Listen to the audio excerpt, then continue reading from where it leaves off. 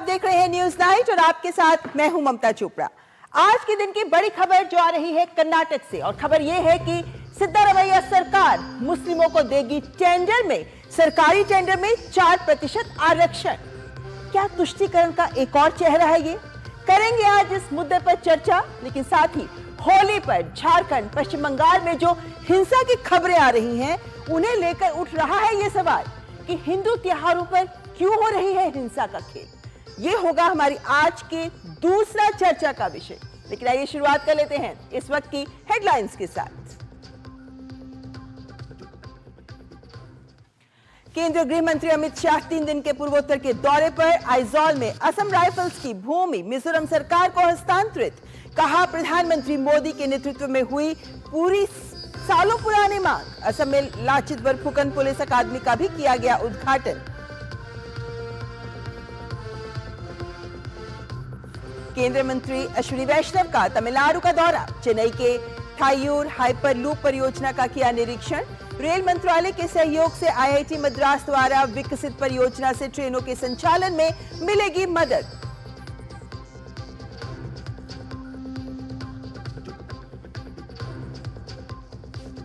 कर्नाटक में तेज हुआ तुष्टीकरण पर रण। सिद्धारमैया सरकार मुस्लिमों को देगी टेंडर में 4% आरक्षण। भाजपा ने कहा, वोट बैंक के लिए राहुल गांधी के इशारे पर लिया गया फैसला। कांग्रेस पर जिन्ना की राजनीति करने का भी आरोप।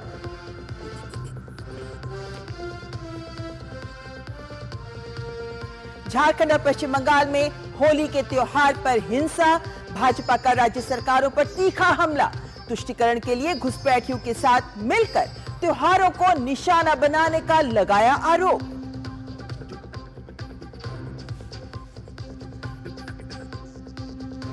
और तेलंगाना में 6 महिला नक्सलियों समेत 64 माओवादियों ने किया आत्मसमर्पण।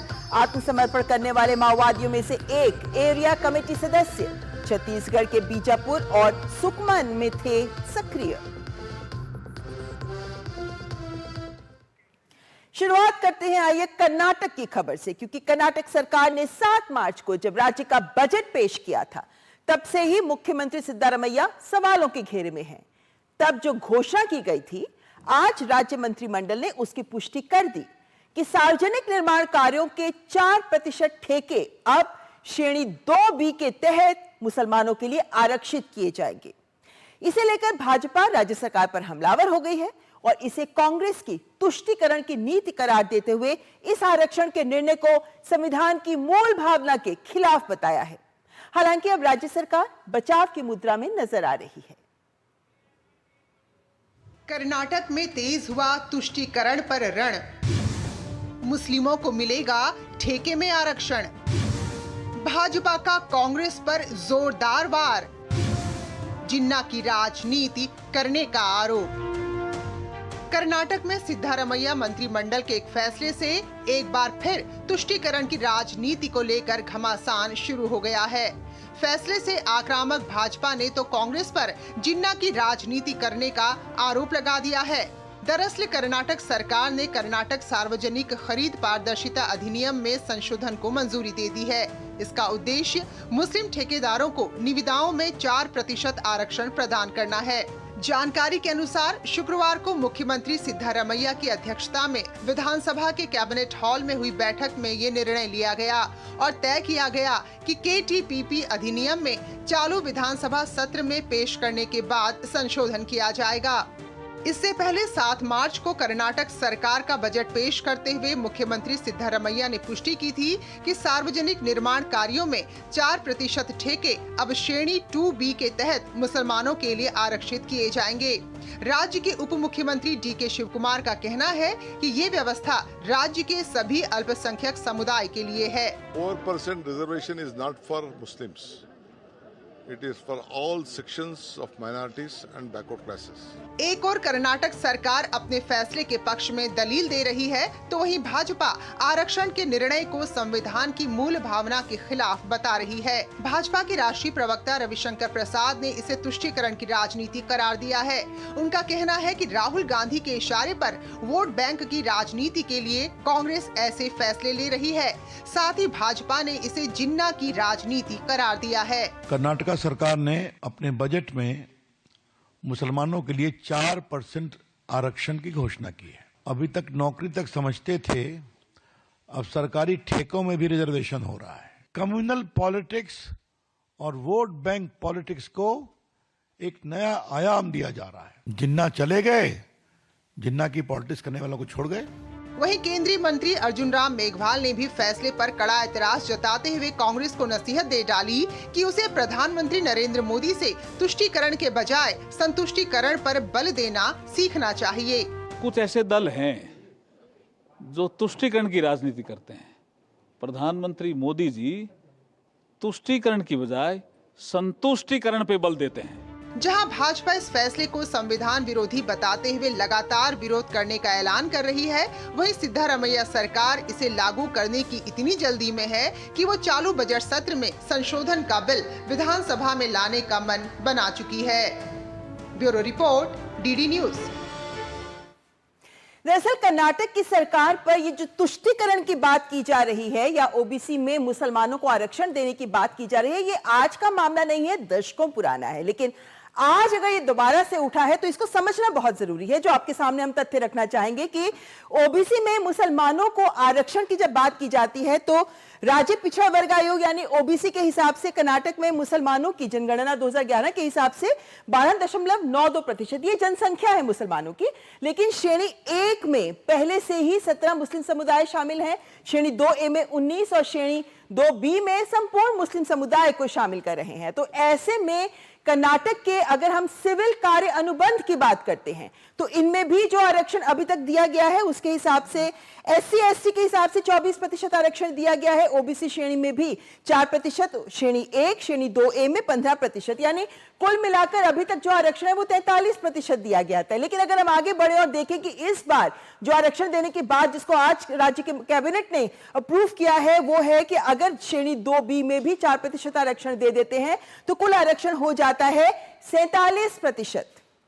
कर्नाटक का अगर हम बजट पर भी नजर डालते हैं तो हम पाते हैं कि मुस्लिम तुष्टीकरण की जो बात की जा रही है वो झलक यहां भी नजर आती है और 7 मार्च से ही इस चीज को लेकर सामने लगातार बात भी की जाती रही है। यानी तुष्टीकरण किस तरीके से, कुछ उदाहरण आपके सामने। मुस्लिम विवाह के लिए 50,000 रुपए दिए जाएंगे, वक्फ संपत्ति कब्रिस्तानों का ढांचा विकास करने के लिए ही 150 करोड़, सांस्कृतिक कार्यक्रम मुसलमानों के लिए 50 लाख करोड़, इमामों का भी वेतन जो बढ़ा दिया जाए, बढ़ा के उसको 6,000 कर दिया गया है। आगे बढ़कर देखें तो मुस्लिम बहुल जो क्षेत्र हैं वहां पे नए ITI कॉलेजेस खोले जाएंगे। ये उन सभी जगहों पर खोले जाने चाहिए कायदे से जहां भी विकास कम है, विकास कमजोर है, सभी समुदायों के लिए कायदे से होना चाहिए। मुस्लिम छात्रों के लिए परीक्षा शुल्क में भी 50% की छूट दी गई है जो कम से कम आर्थिक रूप से कमजोर सभी छात्रों को दी जानी चाहिए। उल्लाल शहर वो शहर जहां मुस्लिम लड़कियों के लिए आवासीय कॉलेज की भी बात की जा रही है, लेकिन ये तो सभी समुदायों की लड़कियां, खासकर वो जो आर्थिक रूप से कमजोर परिवारों से आती है उनको मिलना चाहिए। मुस्लिम छात्रों की बात करें तो उनके लिए छात्रवृत्ति में वृद्धि की गई है। बेंगलुरु की बात करें तो वहां हज भवन का भी कई भवन जोड़कर अब उसका विस्तार किया जाएगा। ये तमाम जो बातें हैं, ये तमाम बातें कुछ ऐसे बिंदु हैं जो ये दिखाते हैं कि मुस्लिम समुदाय पर ज्यादा मेहरबान दिखती है इस वक्त कर्नाटक की सरकार। तो क्या दूसरे जो हाशिए पर हैं समुदाय उनकी अनदेखी तो नहीं हो रही? और इसी वजह से ये जो तमाम बिंदु आपके सामने रखे हैं ये कुछ सवाल भी खड़े करते हैं। लेकिन कांग्रेस की तुष्टीकरण की बात करते हैं क्योंकि कर्नाटक में कांग्रेस की सरकार है और जब जब कांग्रेस की सरकार आई है तब तक तुष्टीकरण का राग थोड़ा ज्यादा जोर से गाया जाने लगा है। अब देखिए ना, 2006 में सच्चर कमेटी रिपोर्ट, तब कांग्रेस की सरकार थी। सशस्त्र बलों में काम करने वाले मुसलमानों की गिनती का सुझाव, इतिहास में ऐसा पहले कभी नहीं हुआ लेकिन इतिहास में पहली बार धर्म के नाम पर बांटने का प्रयास। 2006 में हम जानते हैं कि पूर्व प्रधानमंत्री डॉक्टर मनमोहन सिंह की ओर से बयान आया था कि देश के जो संसाधन है उनमें पहला हक मुसलमानों का होना चाहिए। जस्टिस रंगनाथ मिश्र उनकी भी जब कमेटी के आयोग की रिपोर्ट आई तो उसमें यह बात सामने आई कि 27% ओबीसी का आरक्षण है लेकिन इसमें भी मुसलमानों को उनका अलग से 8.4% कोटा मिलना चाहिए। ये तमाम वो उदाहरण, लेकिन कुछ और उदाहरण। 90 का दशक वो था जब कर्नाटक में मुसलमानों को ओबीसी घोषित किया गया कि बैकवर्ड है ये बहुत ज्यादा समुदाय और इसलिए कई आयोग की रिपोर्ट भी आई जिसके बाद ये निर्णय भी लिया गया। 2004 में आंध्र प्रदेश में ही मुसलमानों को ओबीसी में कोटा देने की बात हुई, हालांकि कोर्ट में जाकर मामला उलझ गया और उसके बाद कोर्ट ने ही इसको हटा भी दिया।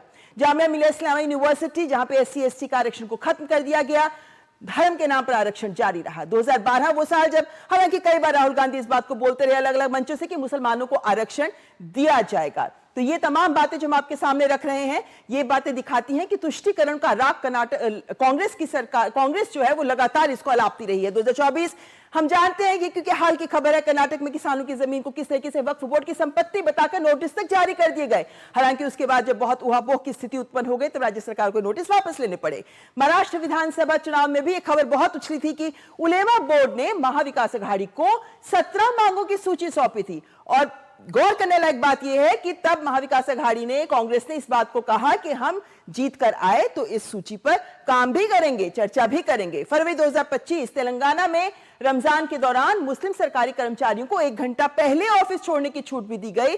जहां जहां कांग्रेस की सरकारें हैं, वहां वहां पर इस तरीके की पहल लगातार देखने में सामने आती रही है। ये तमाम बिंदु हम सिर्फ इसलिए सामने रख रहे हैं ताकि हम ये बता सकें कि जो कदम उठाए जा रहे हैं वो किसी धर्म विशेष को लेकर क्यों उठाए जा रहे हैं। विकास की बात हो तो फिर जिसको भी जरूरत है समुदाय को, जो भी पिछड़े हुए हैं आर्थिक रूप से, सामाजिक रूप से, उन सभी को ये फायदे, ये सुविधाएं मिलने चाहिए। ऐसे में किसी समुदाय विशेष को लेकर जब ये काम किए जाते हैं तो तुष्टीकरण की बात सामने आती है। वही सवाल जो आज भाजपा भी उठा रही है, इसी से जुड़ा है हमारा आज का विशेष, जो कहता है कर्नाटक में तेज हुआ तुष्टीकरण पर रण। और चर्चा के लिए हमारे साथ जुड़े हैं विशेष मेहमान, परिचय करवा देते हैं। हमारे साथ डॉक्टर सुधा आर हल्काई जुड़ी हैं, जो कर्नाटक में भाजपा की प्रवक्ता हैं। डॉक्टर सुधा, आपका बहुत बहुत स्वागत। हमारे साथ एडवोकेट निखिल जैन भी जुड़े हैं, जो राजनीतिक विश्लेषक हैं, कांग्रेस समर्थक हैं आप, इसलिए आपको कांग्रेस का पक्ष रखने के लिए हमने बुलाया है। और साथ ही हमारे साथ हैं आर राजगोपालन, जो वरिष्ठ पत्रकार हैं, आपका भी हम स्वागत करते हैं। तो ये कई ऐसे महत्वपूर्ण मुद्दे हैं आज इस कर्नाटक में जो बजट हुआ है उसको लेकर, जिसको लेकर ये जानना बहुत जरूरी है कि जब ये बात की जाती है, जब ये मुद्दा सामने आता है कि किस तरीके से किसी विशेष समुदाय के लिए ज्यादा अधिक प्रयास किए जाते नजर आती है राज्य सरकार, तो सवाल उठना लाजमी ही है। डॉक्टर सुधा आर हल्काई, आपके पास मैं सबसे पहले आना चाहूंगी। हालांकि जो इस खबर को देख रहे हैं वो ये भी मानते हैं कि कर्नाटक में अगर हम देखते हैं तो पिछले दशकों में कई आयोग आए हैं, उन सभी आयोग ने भी इस बात को सामने रखा है कि हाँ, मुसलमान ज्यादा पिछड़े हुए हैं, तो इसीलिए उन्हें ओबीसी में भी डाला जाना चाहिए। हालांकि अदालती फैसलों में भी इस बात को सामने रखा गया है। आज इस मसले को लेकर क्यों भाजपा को ज्यादा लग रहा है कि तुष्टीकरण अधिक हो रहा है? कांग्रेस की जो तुष्टीकरण है, जो नीच राजनीति है तुष्टीकरण की, अभी का नहीं है, ये पहले आजादी के बाद से शुरू हुआ है। ये तुष्टीकरण राजनीति वोट बैंक पॉलिटिक्स की वजह से, वोट बैंक पॉलिटिक्स की वजह से। निखिल जी, एक मिनट, वो अपनी बात ही रख रही हैं, आपके पास में आऊंगी, आप तब अपना सवाल रखिएगा।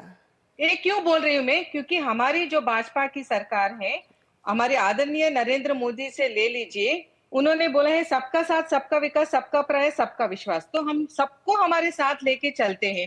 तो ये आइडियोलॉजी क्यों यहाँ कर्नाटक में इम्प्लीमेंट नहीं किया जा रहा है? और पिछले साल भी आपने देखा है कि एनसीबीसी ने, जो चेयरमैन है, उन्होंने बोला था कि एक लेटर आया है कर्नाटक से where they wanted to include, मतलब पूरे ब्लैंकेट रिजर्वेशन उन लोगों ने अप्लाई किया था पूरे मुस्लिम समुदाय के लिए, सब कैटेगरीज ऑफ मुस्लिम समुदाय। हमको देखना चाहिए शिक्षा और सामाजिक की हिसाब से उनकी जो कंडीशन है, उसकी कंडीशन की वजह से हम उनको आरक्षण देना चाहिए। यहाँ जॉब का छोड़ दीजिए, नौकरी का छोड़ दीजिए, अभी गवर्नमेंट कॉन्ट्रैक्ट्स के ऊपर भी आप आरक्षण दे रहे हैं। तो यहाँ पे जैन समुदाय कहाँ जाना चाहिए, सिख समुदाय कहाँ जाना चाहिए, बुद्ध समुदाय कहाँ जाना चाहिए? और यहाँ के बजट में आप देख लीजिए, पूरा it is like a modern Muslim League budget.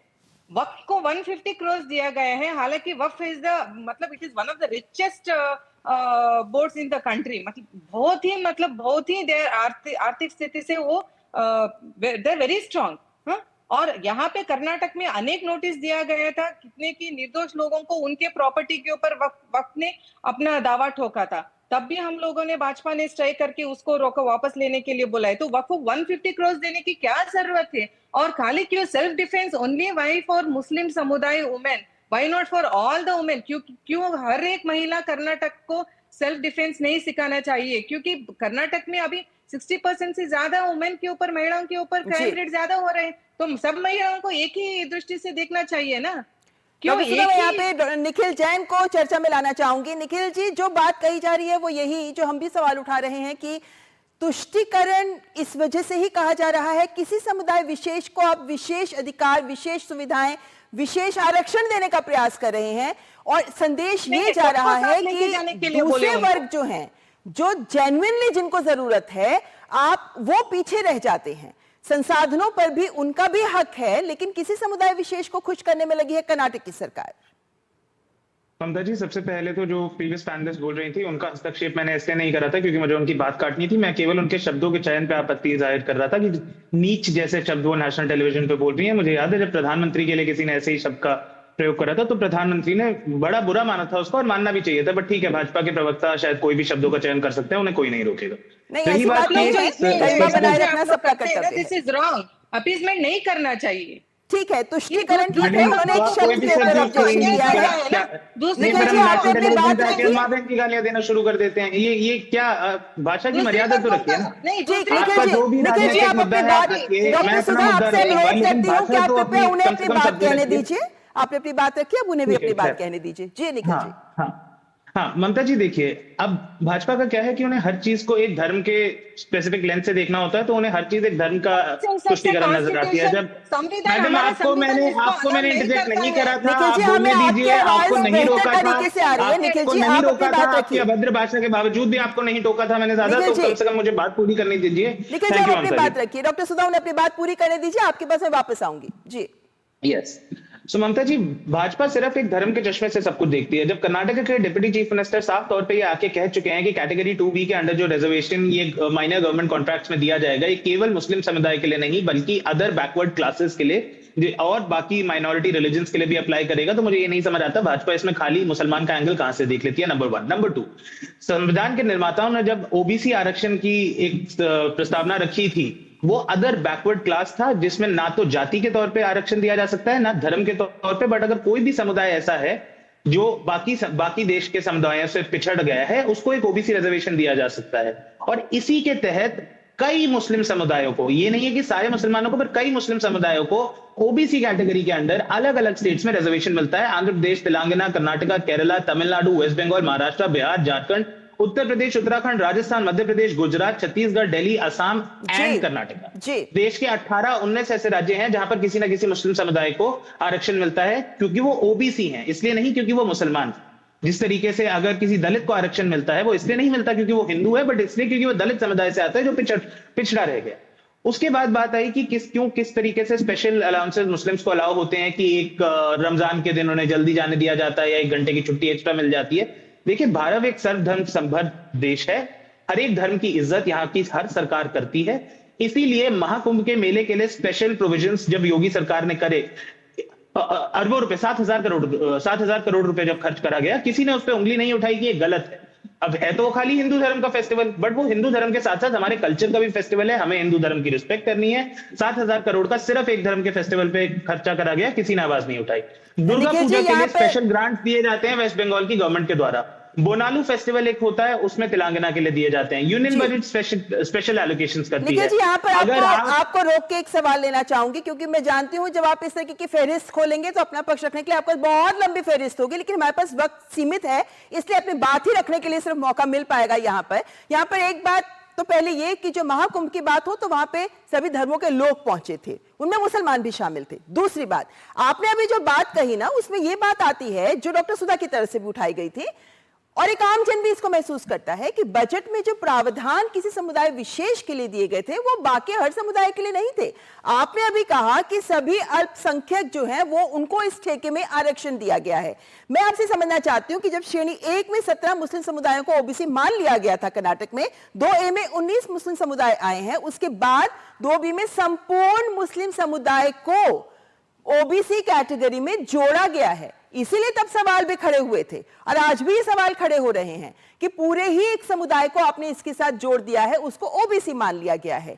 मेरा आपसे एक सवाल ये है कि जब आप बजट को अनाउंसमेंट्स करते हैं तो बहुत कंपैरिजंस होते हैं, उस तुलना में एक आम जन अगर ये महसूस कर रहा है कि किसी समुदाय विशेष के लिए बहुत ज्यादा कदम उठाए जा रहे हैं जो जाहिर तौर पर बाकी समुदायों के लिए भी तो वैलिड हैं, तब क्यों ना सवाल खड़े किए जाए। उसका क्या जवाब है कांग्रेस के पास कि सिर्फ मुस्लिम समुदाय की लड़कियों को ही सेल्फ डिफेंस क्यों सिखाई जाए, या सिर्फ उन्हीं के छात्रों की छात्रवृत्ति क्यों बढ़ाई जाए, या फिर उन्हीं के सांस्कृतिक कार्यक्रमों के लिए फंड्स अलग से इतने ज्यादा क्यों दिए जाए इत्यादि। ममता जी, भाजपा के सवालों में और जनता के सवालों में फर्क है। अब मैं ये एएनआई का आर्टिकल पढ़ रहा हूँ 24 अप्रैल 2024 में, जहां हंसराज अहीर जो national commission for backward classes के चेयरमैन है, राष्ट्रीय लेवल का संस्थान है, वो क्लियरली कहते हैं कि in category 2B there are 103 caste including 19 Muslims. अब उनके मुताबिक तो कैटेगरी 2B में 109 समुदाय या जातियां आती हैं, जिसमें से केवल 19 मुसलमान हैं। तो ये शायद बीजेपी को सिर्फ लगता है कि 2B में सिर्फ मुसलमान आते हैं, 2B में और भी समुदाय आते हैं, जब कर्नाटका के डिप्टी चीफ मिनिस्टर ये कह चुके हैं, एनसीबीसी के चेयरमैन ये कह चुके हैं। तो ये तो हम भाजपा के झूठ को और छल को मान के अगर आप आगे बढ़े तो भाजपा तो कुछ भी कहती है। भाजपा इसे मुस्लिम लीग मैंने का भाजपा की बात नहीं रखी, मैंने तथ्यों की बात मैंने तथ्यों की बात रखी थी कि संपूर्ण समुदाय को 2B के अंदर जोड़ा गया। यहाँ पर राजगोपालन जी एक सवाल आपसे जरूर लेना चाहेंगे, क्योंकि संसाधनों पर सभी का हक होना चाहिए। क्या कांग्रेस इस तुष्टीकरण को, क्योंकि बहुत दशकों से इस सवाल खड़ा होता रहा है, क्या कांग्रेस का ये तुष्टीकरण ही है जो अब कर्नाटक में एक तरह की परिपाटी सी खड़ी करता नजर आ रहा है, और यही संदेह हो रहा है कि कहीं एक परिपाटी ना बन जाए जो अन्य राज्यों में भी जिसको फॉलो किया जाए, कांग्रेस के नेतृत्व में जो राज्य हैं जहां सरकारें हैं कांग्रेस की। ममता जी, मुझे लगता है कांग्रेस दोगुनापन पर डबल स्टैंडर्ड करती है हमेशा। वेरेवर दे गो, राहुल गांधी ने विदेश में जाकर के मुस्लिम लीग इसे सेक्युलर पार्टी कहा, याद होगा आपको पिछले साल। उसी से के सिद्धरामैया का जो आक्रोश मिलता है, सिद्धरामैया राहुल गांधी का पॉलिटिक्स का आगे बढ़ाता है। सेकंड थिंग, 2014 को बाद इंडिया में जितना भी नरेंद्र मोदी साहब प्रधानमंत्री बनने के बाद जिधर भी स्टेट गवर्नमेंट हो, जिधर भी हो, आफ्टर राम मंदिर जो 3 article 370 abrogation and also this Mahakumbh, सब भी देख लीजिए जो सॉफ्ट हिंदुत्व का, even regional parties have started to do that. DMK ने भी अभी सॉफ्ट हिंदुत्व को अडॉप्ट किया है। इवन अखिलेश यादव जाकर के डुबकी मारा। मुझे कहना यह है, तात्पर्य है, कर्नाटका सरकार में बहुत मुश्किल में है।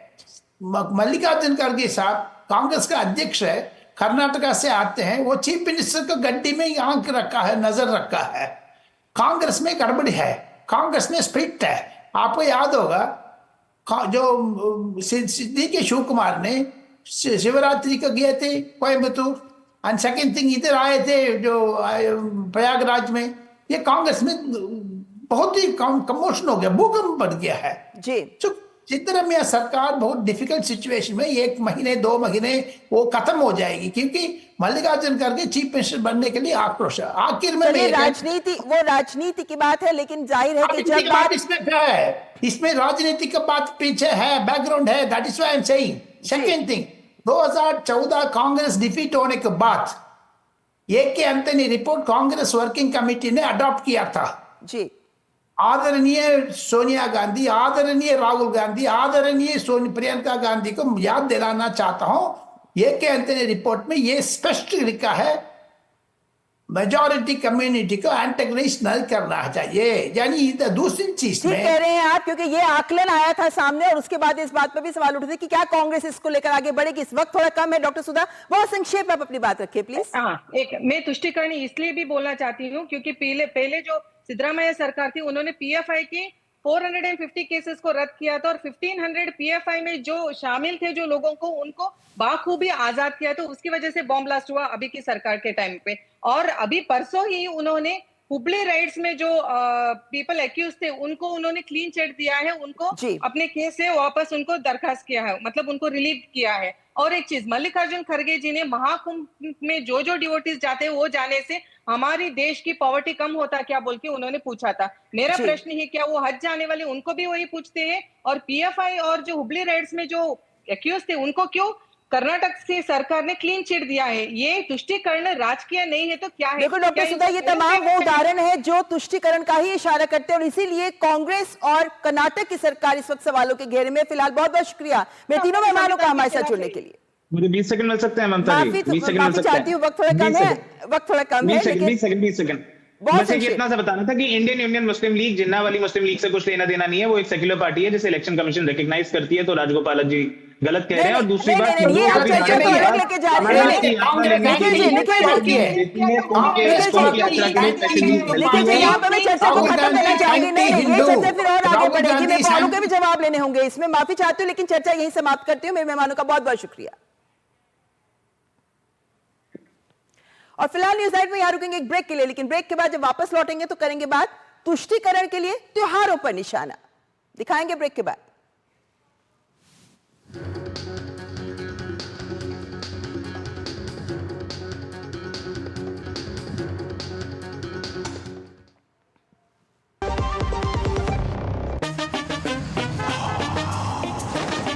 कैसे धंधा बढ़ेगा, कैसे गल्ला चलेगा, कैसे टाइकून बनेगा।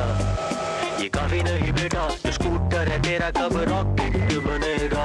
सिर्फ नजर बट्टू लगाने से बिजनेस बढ़ता तो हर बड़ा बिजनेस यही करता। बिजनेस बढ़ता है क्रेडिट से। अपनी दुकान में क्रेडिट ऑन यूपीआई अपनाओ। कस्टमर्स को यूपीआई पे क्रेडिट मिलेगा तो कस्टमर्स बढ़ेंगे और उनकी शॉपिंग भी। क्या समझे? अपने पेमेंट पार्टनर से संपर्क करें। मेरी पसंद, मेरी पसंद, मेरी पसंद, मेरी पसंद, हमारी पसंद, हम सबकी पसंद। मजबूत देश का मजबूत सरिया हो गया स्टील।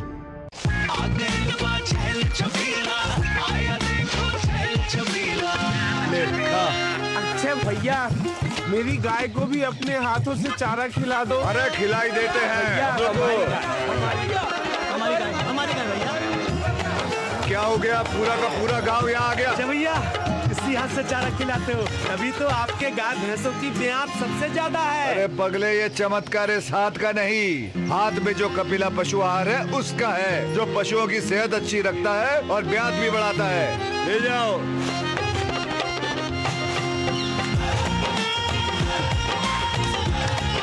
कपिला, देश का नंबर 1 पशु आहार। जो लक्ष्य चुना था समझ आने लगा है। GLA यूनिवर्सिटी, उच्च लक्ष्य की निश्चित प्राप्ति। गोल्डी मसाले के 100 ग्राम के स्पेशल पैक्स में फ्रेशनेस लॉक है। ऐसे गोल्डी मसाले जहां जाएं रिश्ते बनाएं। और ब्रेक के बाद खबर झारखंड से। झारखंड का गिरिडीह जिला, लोग होली के रंगों में सराबोर थे जब होली के जुलूस के दौरान 2 गुटों के बीच हुई झड़प में कई लोग घायल हो गए। मौके पर पुलिस पहुंची, पर त्योहार पर हिंसा ने कई सवाल खड़े कर दिए। 22 लोगों को हिरासत में लेकर पूछताछ की जा रही है और भाजपा ने हिंसा के लिए बांग्लादेशी घुसपैठिए और राज्य की जेएमएम सरकार के तुष्टीकरण को जिम्मेदार ठहराया है। झारखंड में होली पर हिंसा, भाजपा का राज्य सरकार पर हमला, तुष्टीकरण के लिए घुसपैठियों से मेल, हिंदू त्योहार पर हो रहा है हिंसा का खेल। झारखंड के गिरिडीह जिले में होली के दौरान हुई झड़प में शामिल आरोपियों की गिरफ्तारी के लिए पुलिस ने तलाशी अभियान शुरू कर दिया है और अब तक 22 लोगों को गिरफ्तार भी किया गया है। घोरथंबा इलाके में शुक्रवार को होली के जुलूस के दौरान 2 गुटों के बीच झड़प हो गई थी, जिनमें से कई लोग घायल हो गए। इस झड़प के दौरान कई दुकानों और वाहनों में आग लगा दी गई। हालांकि मौके पर पुलिस ने पहुंचकर सब नियंत्रित कर लिया। शनिवार को स्थिति सामान्य रही, लेकिन दुकानें नहीं खुली, लोग अपने घरों में सिमटे रहे। पुलिस सीसीटीवी फुटेज को खंगालकर उपद्रवियों की पहचान कर रही है और उनकी गिरफ्तारी के लिए छापेमारी कर रही है। सिचुएशन पूरा नॉर्मल है, सब कुछ शांति है और यहाँ पे कहीं कोई इशू नहीं है। जैसे कल हम लोग को सूचना मिली, पुलिस और प्रशासन जो भी हमारे मजिस्ट्रेट थे सब लोग यहाँ पे थे, हम लोगों ने तुरंत ही इस पे काबू पा लिया था। गिरिडीह हिंसा के बाद भाजपा राज्य सरकार पर हमलावर है। भाजपा ने हिंसा के लिए बांग्लादेशी घुसपैठिए और राज्य की जेएमएम सरकार को तुष्टीकरण के लिए जिम्मेदार ठहराया। तो वहीं जेएमएम ने कहा कि राज्य में हिंसा फैलाने वालों पर सख्त कार्रवाई की जाएगी। ये जो बढ़ाव है वो केवल बांग्लादेशी घुसपैठियों का है, बांग्लादेशी मुसलमानों का है और बांग्लादेशी मुसलमानों ने यहाँ के कल्चर को जो है वो तार-तार कर दिया है। इस कारण से होली में गोड्डा में घटना हो रही है, हजारीबाग में घटना हो रही है, रांची में घटना हो रही है, गिरिडीह में तो ये हो रहा है अब देवघर में जो है दुकान जला दी गई है जसीडीह और चकाई मोड़ पर। अब कई एक लोग कह रहे हैं कि इसी होली के हुड़दंग में जो है उसी बांग्लादेशी घुसपैठियों ने, मुसलमानों ने जो है जला दिया है। ये घटना कांग्रेस के नीतियों के कारण हो रहा है, जिसमें कि वो बांग्लादेशी मुसलमानों को यहाँ ला रहे हैं। सरकार की ये कमजोरी है, क्योंकि होली में लोग रंग खेलते हैं, अबीर खेलते हैं, गुलाल खेलते हैं, कोई डंडे लेकर के लोग निकलते नहीं है, लेकिन उसके ऊपर हमला करना, लाठी चला, उनके ऊपर पत्थर फेंकना, उनके दुकानों में आग लगा देना, ये तो तुष्टीकरण की पराकाष्ठा है। देखिए, घटना दुखद है, दुर्भाग्यजनक है। झारखंड में अमन, चैन, शांति पर एक चुनौती, और जो कुछ बीमार मानसिकता वाले लोग हैं जो किसी भी तरफ प्रभोग करते हैं, धार्मिक उन्माद फैलाते हैं, दो धर्मों के बीच वैमनस्यता फैलाना, यही उनका काम है। गिरिडीह हिंसा पर उत्तर प्रदेश के मंत्री संजय कुमार निषाद ने कहा कि भाजपा शासित राज्यों की कानून व्यवस्था और दूसरी पार्टी के शासन में यही अंतर है। यूपी में पूरी तरह से शांति से होली निपट गई, तो वहीं झारखंड में हिंसा हुई। इस टाइम पर नमाज पढ़ेंगे, वहाँ कुछ भी नहीं होना चाहिए, और इस टाइम पर होली है, होली में भी कुछ नहीं होना चाहिए, नहीं तो जो जिस लायक होगा वहाँ चला जाएगा, हवा में जाने वाला हवा में जाएगा, और नहीं तो प्रदेश छोड़ना प्रदेश जाएगा, जेल जाना होगा जेल जाएगा। प्रशासन ने इलाके में शांति बहाली करने के लिए बड़ी संख्या में पुलिस बल तैनात कर दिए हैं। अब दोषियों को चिन्हित कर उनके खिलाफ कार्रवाई की जा रही है। Bureau report, DD news.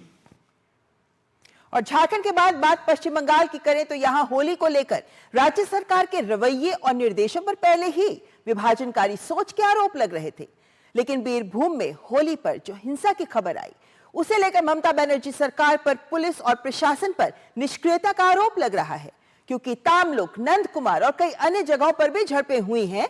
और भाजपा का आरोप है कि पश्चिम बंगाल सरकार सांप्रदायिक हिंसा की घटनाओं को छिपाने की कोशिश कर रही है।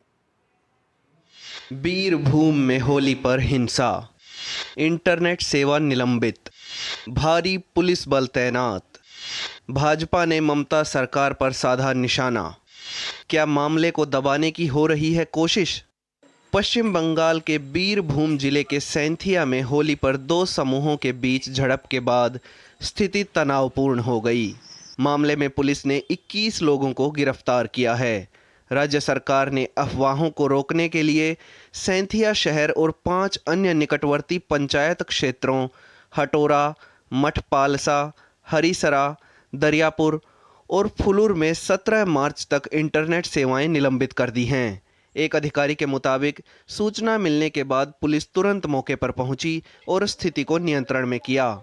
उन्होंने बताया कि हिंसा में दोनों समूहों के कुछ लोगों को मामूली चोटें आईं और उन्हें चिकित्सा सहायता दी गई। अधिकारी ने बताया कि कानून व्यवस्था की स्थिति बनाए रखने के लिए क्षेत्र में अतिरिक्त बल तैनात किया गया है। इस पर भाजपा नेता और पश्चिम बंगाल विधानसभा में नेता प्रतिपक्ष सुवेंदु अधिकारी ने ममता बनर्जी सरकार की आलोचना की है और पुलिस पर विभाजनकारी और तुष्टीकरण की राजनीति करने का आरोप लगाया है। सुवेंदु अधिकारी ने कहा कि इंटरनेट सेवाओं पर यह प्रतिबंध न केवल राज्य में कानून और व्यवस्था की स्थिति के बिगड़ने का सबूत है, बल्कि प्रशासन की ओर से स्थिति को नियंत्रित करने में असमर्थता की स्वीकृति भी है। सिर्फ बीरभूम ही नहीं, पश्चिम बंगाल में तामलुक, नंदकुमार और कई अन्य जगहों पर झड़पें हुईं। पश्चिम बंगाल सरकार अपनी साख बचाने के लिए सांप्रदायिक हिंसा की घटनाओं को छिपाने की पूरी कोशिश कर रही है। मैं केंद्रीय गृह मंत्रालय और महामहिम बंगाल के राज्यपाल से आग्रह करना चाहूँगा कि वे राज्य में कानून और व्यवस्था की बिगड़ती स्थिति के बारे में पश्चिम बंगाल के मुख्य सचिव से रिपोर्ट मांगें। मुख्य सचिव को केंद्रीय गृह मंत्रालय और राज्यपाल कार्यालय को एक उचित रिपोर्ट भेजनी चाहिए, जिसमें पिछले कुछ दिनों में पश्चिम बंगाल में हो रही हिंसक घटनाओं का वास्तविक और ईमानदार विवरण हो। वहीं भाजपा विधायक अग्निमित्र पोल ने ममता बनर्जी सरकार पर तुष्टीकरण की राजनीति करने का आरोप लगाया, तो वहीं केंद्रीय मंत्री और पश्चिम बंगाल भाजपा अध्यक्ष सुकांत मजूमदार ने कहा कि पुलिस का इस हद तक राजनीतिकरण हो गया है कि पुलिस अपना प्रभाव खो चुकी है। पश्चिम बंगाल की पुलिस को ममता बनर्जी ने पूरी तरीके से खत्म कर दिया। ये जो प्रोफेशनलिज्म होता है पुलिस का, इसका पूरा खत्म पुलिस मंत्री ने, पुलिस मिनिस्टर ने, होम मिनिस्टर ने कर दिया। प्रशासन और ममता बनर्जी तुष्टीकरण का राजनीति कर रहे हैं। माने करते जाओ, हिंदू के ऊपर अत्याचार करते जाओ। बीरभूम जिले के सैंथिया में प्रशासन ने कुछ आरोपियों को पकड़ा है, बाकी की तलाश की जा रही है। लेकिन जिस तरह से इंटरनेट सेवा बंद की गई है, उससे ममता सरकार की मंशा पर भी सवाल उठना लाजमी है। Bureau report, DD news. जाहिर है पश्चिम बंगाल में जिस तरीके से पिछले कुछ दिनों से ही नहीं कुछ महीनों से सनातन के खिलाफ एक तरीके का प्रहार होता नजर आ रहा है, उसी को लेकर अब हालात होली के वक्त तो और भी बिगड़ गए हैं। और इसी से जुड़ा है हमारा आज का विशेष जो कहता है हिंदू त्योहारों पर क्यों हो रहा है हिंसा का खेल। और इस पर बात करने के लिए हमारे साथ रांची से हमारे संवाददाता दिवाकर, कोलकाता से संवाददाता प्रसन्नजीत बख्शी और साथ ही आरपी सिंह भाजपा के प्रवक्ता और तौसीफ अहमद खान टीएमसी के समर्थक सभी हमारे साथ जुड़े हुए हैं। सबका स्वागत करती हूँ। सबसे पहले दिवाकर आपके पास आना चाहूंगी जानने के लिए कि जो गिरिडीह की खबर सामने आई है, पुलिस ने छापेमारी भी की है, लोगों को गिरफ्तार भी किया है, दो गुटों के बीच हुई झड़प। ऐसे में जबकि पूरा देश होली के रंग में सराबोर था, जब यूपी जैसे इतने बड़े राज्य के अंदर भी कोई हिंसा की खबर नहीं आई, झारखंड पुलिस क्यों निरुत्तर दिखाई दी जब दो गुटों के बीच झड़प हुई है?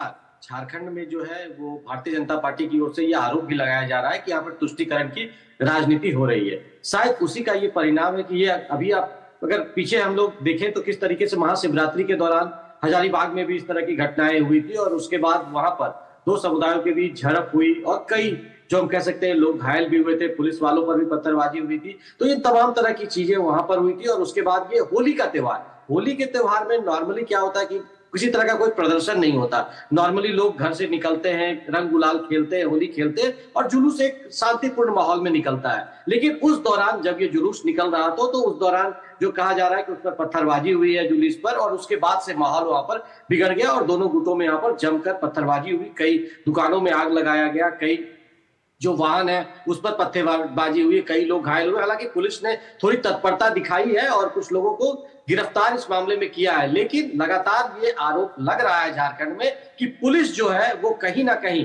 इन तमाम तरह की जो चीजें हैं वहां पर उनकी जो सुरक्षा के इंतजाम है वो फेल हो रहे हैं। क्योंकि हजारीबाग का मामला हो, चाहे कुछ दिन पहले रांची में जो घटनाएं हुई थी वो मामला हो, या फिर जो ताजा मामला गिरिडीह का है, इन तमाम मामलों से एक चीज निकलकर साफ तौर पर सामने निकल कर आ रहा है कि कहीं ना कहीं जो कानून का भय है वो भी खत्म यहाँ पर होता हुआ दिख रहा है। और बीजेपी भी लगातार ये आरोप लगा रही है कि बीजेपी ने जिस तरीके से आरोप लगाया है कि बांग्लादेशी घुसपैठिए जिस तरीके से झारखंड में हावी हो रहे हैं, उसका भी एक परिणाम है कि हिंदू धर्म से जुड़े हुए जितने भी पर्व और त्योहार है उनमें इन तरह की घटनाएं लगातार बढ़ रही है। जी हमारे साथ आरपी सिंह जी भी जुड़े हुए हैं, भाजपा के प्रवक्ता। आरपी सिंह जी, क्या ये राजनीतिक अवसरवादिता है जिसका फायदा उठाकर सांप्रदायिक सद्भाव को खत्म करने का प्रयास किया जा रहा है? बांग्लादेशी घुसपैठियों को लेकर भाजपा हमेशा से ही झारखंड की सरकार पर हमलावर रही है।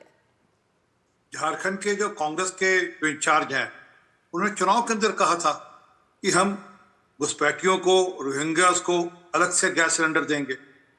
अगर कांग्रेस की सोच उस प्रकार की होगी तो ऑब्वियसली जो सरकार बनेगी उसकी सोच भी इसी प्रकार की होगी। ये तो पे बैक टाइम हो रहा है। जो चुनाव में उनको जिताया गया, जो झारखंड में रोहिंग्यास और बांग्लादेशियों ने जो मदद की वहां पर झारखंड सरकार बनाने में, ये उसका पे बैक टाइम हो रहा है और कुछ नहीं। क्योंकि बड़ा स्पष्ट है, वहां की सरकार ने तो अभी रमजान के महीने के लिए छूट भी दे दी है कि रमजान के महीने के लिए वहां पर 2 घंटे की जल्दी छुट्टी मिलेगी। तो दिखता है कि कैसी सोच है और उसी सोच का नतीजा है कि वहां पर लोग उत्साहित होकर, लोग उससे प्रेरित होकर इस प्रकार के हमले करते हैं। और ये पहली बार नहीं हो रही है, लगातार निरंतर पूरे देश भर में जब जब जहां कांग्रेस की सरकार है वहां पर इस प्रकार के हमले होते हैं। वो करौली हो, वो जब नॉर्थ दिल्ली के अंदर हुआ तब भी इसी प्रकार का मामला था। तो वो हनुमान जयंती हो, राम नवमी का जुलूस हो, तो ये लगातार हमारी जयंतियों पर, हमारे उत्सवों पर जब उत्सवों के कार्यक्रम होते हैं तो इस प्रकार के हमले हमारे लोगों पर होते हैं। जी बिल्कुल, यानी ये बहुत सारे उदाहरण, बहुत सारी घटनाएं हैं जो इशारा करती हैं इस ओर कि क्यों नहीं हिंदू धर्मों या सनातन धर्म से जुड़े जो त्योहार हैं उनके प्रति संरक्षण प्रदान कर पाती है वहां की पुलिस। लेकिन ये सवाल हम तौसीफ अहमद साहब के पास भी आना चाहेंगे। तौसीफ अहमद खान साहब, ये सवाल बांग्लादेश, पश्चिम बंगाल की सरकार के ऊपर तो हमेशा से ही लगता रहा है। बहुत लंबी फहरिस्त है इस तरह के उदाहरणों की जहां पर हम देखते हैं कि चाहे वो नवरात्र की बात हो, दुर्गा पूजा की बात हो या फिर अब होली की बात करें, आपके ऊपर यह भी आरोप लगाया जा रहा है कि बहुत जगह पर ऐसी हिंसा की घटनाएं हुई लेकिन राज्य सरकार दबा रही है ऐसी घटनाओं को। ऐसा क्यों है कि टीएमसी लगातार तुष्टीकरण की ओर बढ़ती नजर आती रही है और एक बार फिर जो पिछले कुछ समय में हमने देखा कि मूर्तियां टूटती नजर आई, होली में फिर से की घटनाएं भी सामने आई। क्या कहेंगे आप, क्यों कानून व्यवस्था को नहीं बना पा रही है टीएमसी सरकार? नहीं, देखिए, जब भी अभी आजकल ये फैशन हो गया है, बीजेपी ने ऐसे देश को, माहौल को खराब किया है। बीजेपी के नेता अक्सर इस तरह के बयान देते हैं और उसका नतीजा ये हुआ कि 24 साल का एक स्टूडेंट, तृणमूल विंग का जो मेंबर है, उसको जो है घर से बुलाया गया कि आप आइए होली खेलिए और उसका मर्डर कर दिया गया। ये तो हाल है। देश में जो माहौल को खराब किया जा रहा है, जो जुर्म करने वाले जो क्रिमिनल्स होते हैं, क्रिमिनल्स अब जो है कहते हैं कि भाई वो धर्म का पालन कर रहे हैं। ये कौन सा धर्म का पालन कर रहे हैं कि हर जब भी कोई उत्सव जो होता है, कोई हमारा जो फेस्टिवल होता है, धर्मो जार उत्सव शोभा, ये फिलॉसफी में ममता बनर्जी बिलीव करती है, बंगाल बिलीव करता है। तो ये जब उत्सव होता है, कोई त्योहार होता है, उसमें ये जो है अपने रंजिशें निकालना, अपनी जो है पॉलिटिकल उल्लू सीधा करना, ये तो फैशन बन गया है। यानी तौसीफ साहब, आप सीधा भाजपा के ऊपर आरोप लगा रहे हैं। मारा जा रहा है जी, तौसीफ साहब, आप सीधा भाजपा पे आरोप लगा रहे हैं। आरपी सिंह जी, आपका जवाब।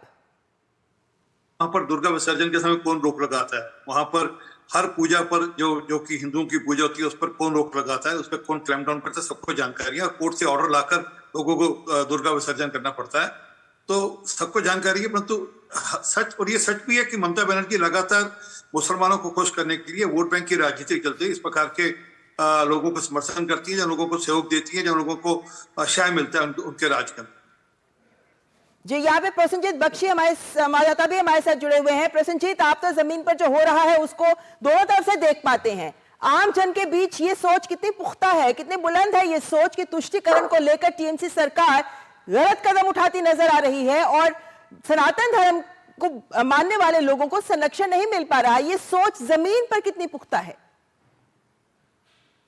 देखिए ममता, आप भी ममता हो। तौसीफ ने जो कुछ, तौसीफ मेरे भाई जैसा है, वो जो कुछ भी कह रहा था उसमें मैं थोड़ा सा कुछ जोड़ना चाहता हूँ। ये जो एक घटना के बारे में उन्होंने बताया कि तृणमूल छात्र परिषद के किसी मेंबर को बाहर लाकर उसको मारा गया है, तो इसमें गलती किसका है? गलती लॉ एंड ऑर्डर का है, और law and order home minister है ममता बनर्जी, और उन्हीं के दायरे में है पुलिस। तो मेरे कहने का मतलब यह है कि बंगाल में अगर रिसेंट जितने सारे क्लैशेस और मौत देखेंगे, वो तृणमूल वर्सेस तृणमूल का है। उसमें बाकी किसी का कोई किसी तरह की भड़काव, किसी तरह की कुछ नहीं है। ये तृणमूल एक बंगाल में प्रोफेशन है और इसमें किसको ज्यादा पैसा मिल रहा है, ये दोनों गुट का लड़ाई है और लोग मरते हैं। इसमें कोई किसी तरह की ईंधन नहीं है। पहली बात तो ये। दूसरी बात है कि ये दोल यात्रा हम यहाँ पे कहते हैं, दोल यात्रा के दिन मतलब शुक्रवार को कई जगह पर, ये सिर्फ साइथिया नहीं, साइथिया, नानूर, नंदीग्राम, तमलुक, हर एक जगह पे हमें पता है कि किस तरह की वहां पे घटना घटी है, वहां पे किस तरह से सारे घटना को दबाने की कोशिश किया है। मैं तौसीफ को और एक बता दूं कि अगर लॉ एंड ऑर्डर अच्छी है तो शुक्रवार से सोमवार तक साइथिया में इंटरनेट बंद करने का क्या जरूरत था?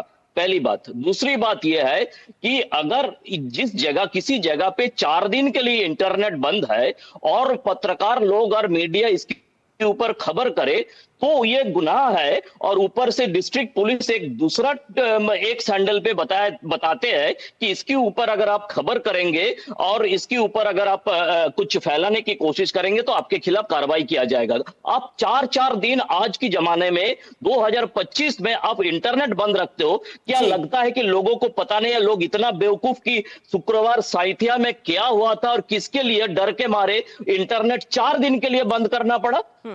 तो मेरा ममता की सवाल का जवाब यह है कि इसी तरह से तुष्टीकरण किया जाता है कि असली घटना को दबाओ और दबाकर बाकी जिन लोगों ने इस खबर को आज सोशल मीडिया सामने आए, खबर को सामने लाने की कोशिश करता है, उसके ऊपर पुलिस और प्रशासन की दूसरा दबाव डालो कि आपको उठा के हम ले जाएंगे, आप अफवाह फैला रहे हैं। इसीलिए सवाल खड़े हो रहे हैं राज्य सरकार के ऊपर भी। न केवल घटनाओं को ना रोक पाने के लिए असमर्थ नजर आती है सरकार, कानून व्यवस्था पर तो सवाल खड़े हो ही रहे हैं, लेकिन पत्रकारों की आजादी पर को जिस तरह से कुछ लगाने का कोशिश करती है सरकार, बहुत सवाल है इनके जवाब देने हैं पश्चिम बंगाल की सरकार को। लेकिन फिलहाल मेरे पास वक्त इतना ही है। बहुत बहुत धन्यवाद मेरे मेहमानों का हमारे साथ चर्चा में जुड़ने के लिए।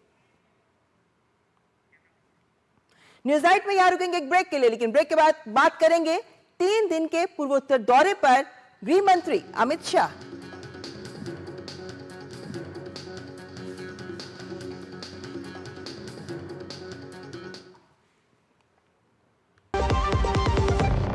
एक ऐसा तबका जो रिटायरमेंट के बारे में आज भी बिल्कुल नहीं सोचता, वो है औरतें। औरतें कमा के भी वल्नरेबल हैं। सो एनपीएस एक इक्वालिटी ला रहा है, हम सब एक बराबर प्लेटफॉर्म पे हैं। अपने बेहतर कल को सुनिश्चित करने के लिए एनपीएस जरूरी है। जब धरती चीर कर निकलता है लोहे का पत्थर और मिलता है मोंगिया के जोश से, फिर तपता है, पिघलता है और बनता है फौलाद। अब होता है सरिया सारी खूबियों के साथ। मोंगिया स्टील, मजबूत देश का मजबूत सरिया। Under the Honorable PM's leadership, an unprecedented push to yoga has been given. Today, yoga is playing a significant role in enhancing health and wellness across the world. PM Yoga Awards are given in recognition to outstanding contributions by individuals and organizations to the field of yoga.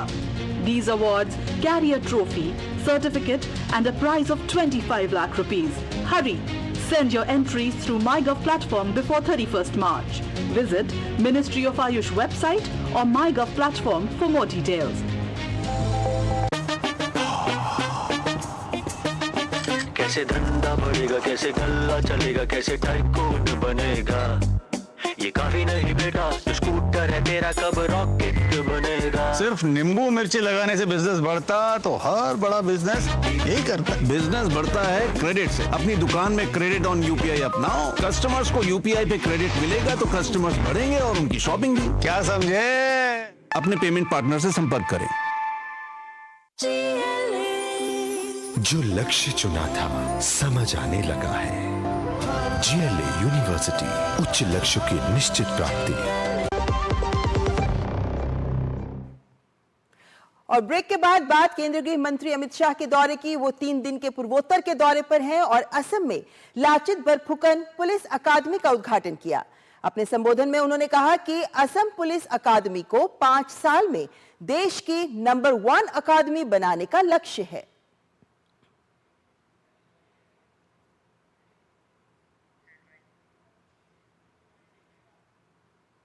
और केंद्रीय गृह मंत्री अमित शाह ने आइजोल में Assam rifles और मिजोरम सरकार के बीच भूमि हस्तांतरण समारोह में भी हिस्सा लिया। गृह मंत्री ने समारोह को संबोधित करते हुए कहा कि 32 से 35 साल पुरानी मांग आज मोदी सरकार के नेतृत्व में पूरी हो गई है। यह हस्तांतरण असम राइफल्स और मिजोरम सरकार के बीच एक महत्वपूर्ण मील का पत्थर है। अमित शाह ने भविष्य के विकास के लिए स्थानांतरण के महत्व और केंद्र और राज्य सरकारों के बीच सहयोग को मजबूत करने पर जोर दिया।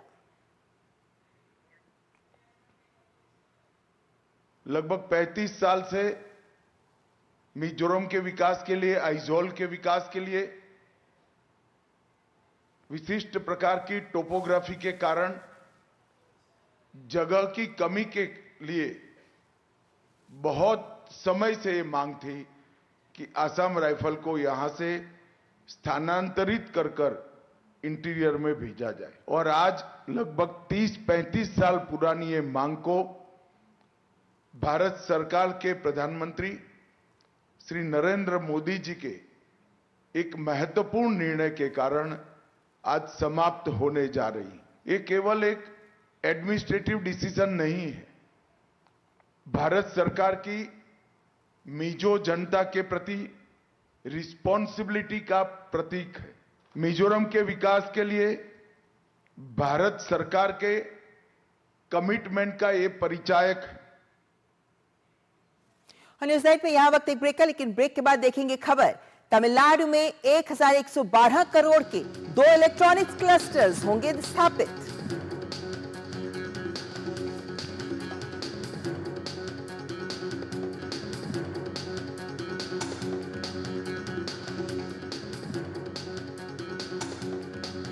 तो तमिलनाडु को मिलेगा तोहफा जब वहां पर स्थापित होंगे 2 नए इलेक्ट्रॉनिक क्लस्टर्स।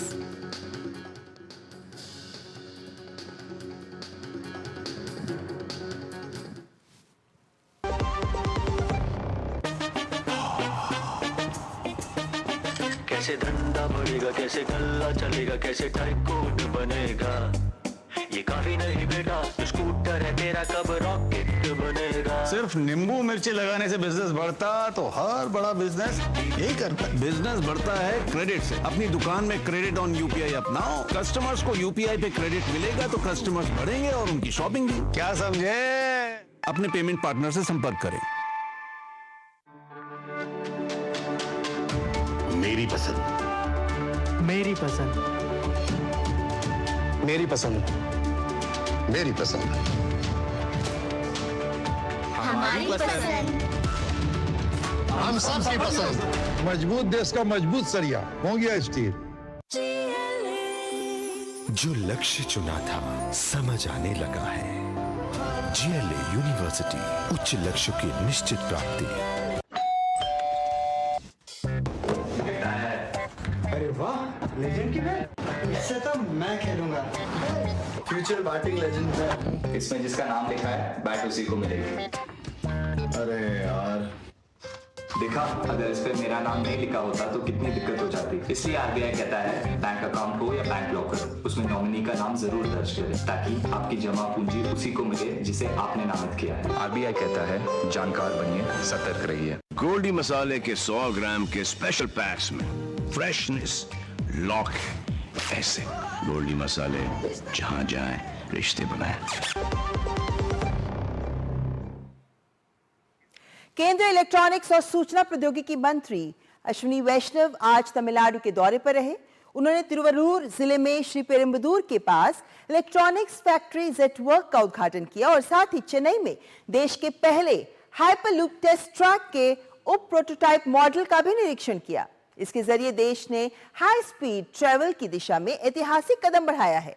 केंद्रीय मंत्री ने कहा कि सरकार और शिक्षण संस्थान मिलकर भविष्य के ट्रांसपोर्ट में इनोवेशन कर रहे हैं। केंद्रीय इलेक्ट्रॉनिक्स और सूचना प्रौद्योगिकी मंत्री अश्विनी वैष्णव ने तमिलनाडु के तिरुवल्लुर जिले में श्री पेरुम्बदूर के पास एक निजी इलेक्ट्रॉनिक्स फैक्ट्री जेटवर्क का उद्घाटन किया। उन्होंने इस सुविधा में विस्तार परियोजनाओं की आधारशिला भी रखी। उन्होंने कहा कि श्री पेरुम्बदूर के पास पिलईपक्कम और मनालूर में 2 स्थानों पर 1112 करोड़ के निवेश से इलेक्ट्रॉनिक्स इकाइयां स्थापित की जाएंगी। उन्होंने कहा कि ये इकाइयां हमारे इलेक्ट्रॉनिक्स उत्पादन के विकास को और गति प्रदान करेंगी।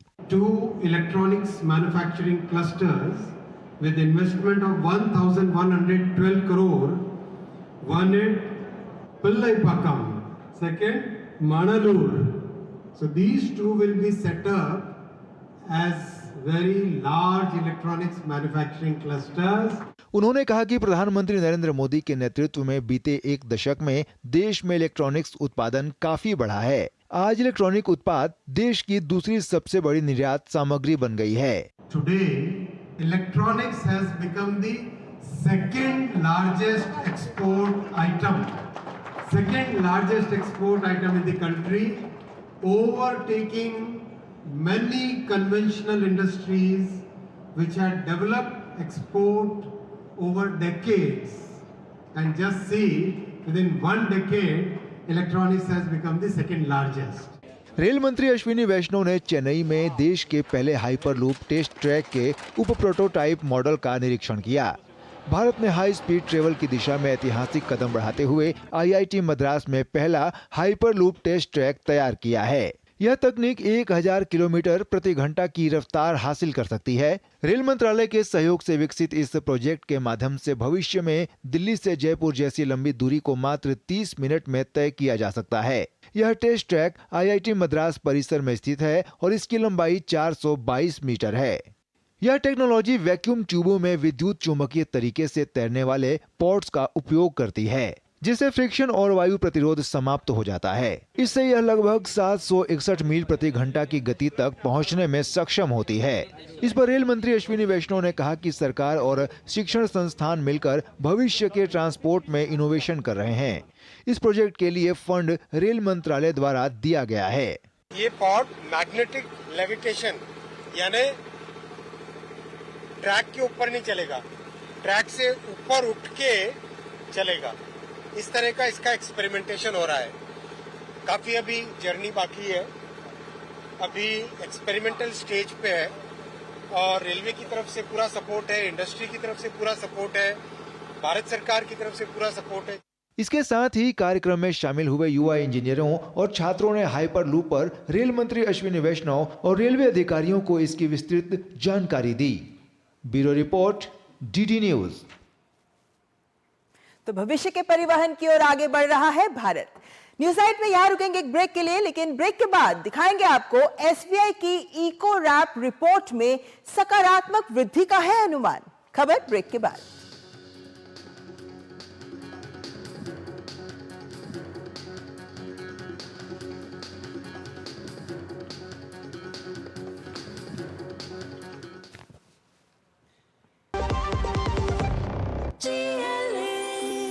जो लक्ष्य चुना था समझ आने लगा है। जीएलए यूनिवर्सिटी, उच्च लक्ष्य की निश्चित प्राप्ति।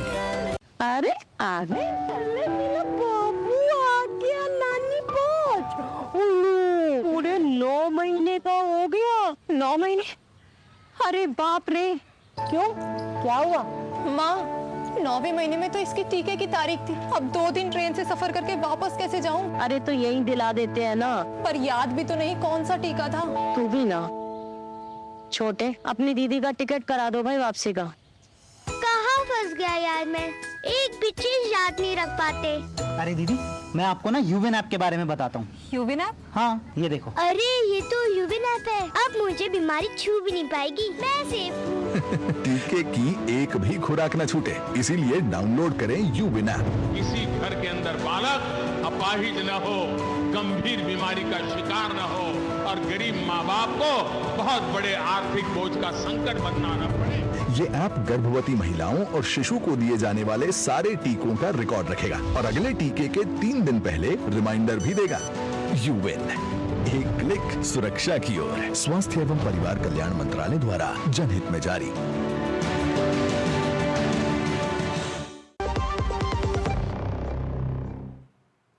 भारतीय स्टेट बैंक ने अपनी नवीनतम इको रैप रिपोर्ट जारी की है, जिसमें सकारात्मक वृद्धि का अनुमान लगाया गया है। आइए नजर डालते हैं इसके मुख्य बिंदुओं पर।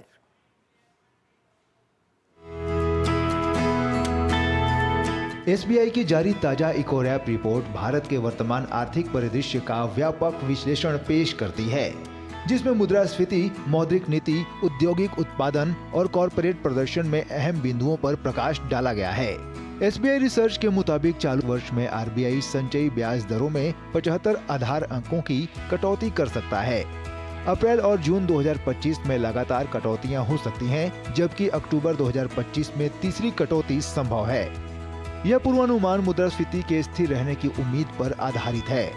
रिपोर्ट में बताया गया है कि फरवरी 2025 में सीपीआई महंगाई दर 3.6% तक गिर गई, जो 7 महीने का निचला स्तर है, जिसकी अहम वजह खाद्य पदार्थों की कीमतों में आई उल्लेखनीय गिरावट को माना गया है। खास तौर से लहसुन, आलू और टमाटर की कीमतों में भारी गिरावट के कारण 20 महीनों में पहली बार सब्जियों की महंगाई दर नकारात्मक हो गई। माना जा रहा है कि महाकुंभ मेले के चलते लहसुन की खपत में कमी आई है, जिससे इन कीमतों में बदलाव देखने को मिला है। रिपोर्ट के मुताबिक औद्योगिक उत्पादन में जनवरी 2025 में 5% की मजबूत वृद्धि दर्ज हुई, जो दिसंबर 2024 में 3.2% रही थी, जिसमें मैन्युफैक्चरिंग और खनन सेक्टर का अहम योगदान रहा। विनिर्माण क्षेत्र में 5.5 की वृद्धि, जबकि खनन में 4.4% की वृद्धि दर्ज की गई। रिपोर्ट में बताया गया कि भारतीय कंपनियों ने मजबूती दिखाई और वित्त वर्ष 2025 की तीसरी तिमाही में करीब 4000 लिस्टेड कंपनियों की कुल आय 6.2% बढ़ी है। Capital goods, consumer durables, FMCG, health care और फार्मास्यूटिकल जैसे क्षेत्रों में मजबूत वृद्धि देखने को मिली, जो वैश्विक आर्थिक चुनौतियों के बीच कॉरपोरेट क्षेत्र के लचीलेपन को दर्शाता है। इकोरैप रिपोर्ट में भारत के लिए सकारात्मक आर्थिक प्रक्षेप पर प्रकाश डाला गया है, जिसमें घटती महंगाई दर, मजबूत औद्योगिक उत्पादन और स्वस्थ कॉरपोरेट आय शामिल है। हालांकि वैश्विक आर्थिक अनिश्चितताओं और बढ़ती आयातित महंगाई पर नजर बनाए रखना भी जरूरी होगा। शिशिर सालार की रिपोर्ट, डीडी न्यूज। पाकिस्तान से, जहां के चरमपंथी संगठन बलूच लिबरेशन आर्मी ने बलूचिस्तान प्रांत में जाफर एक्सप्रेस ट्रेन से अगवा किए गए 214 बंधकों को मारने का दावा किया है। बीएलए ने एक बयान में कहा कि पाकिस्तानी सेना को अल्टीमेटम दिए जाने के बावजूद उन्होंने इस पर ध्यान नहीं दिया, जिसके बाद 214 बंधकों को मार दिया गया। पाकिस्तान ट्रेन हाईजैक मामले में पाकिस्तान के दावों के बीच बलूच बीएलए का यह बयान आया है। और इसके साथ न्यूज नाइट में आज बस इतना ही। हमारी टीम को दीजिए इजाजत। नमस्कार।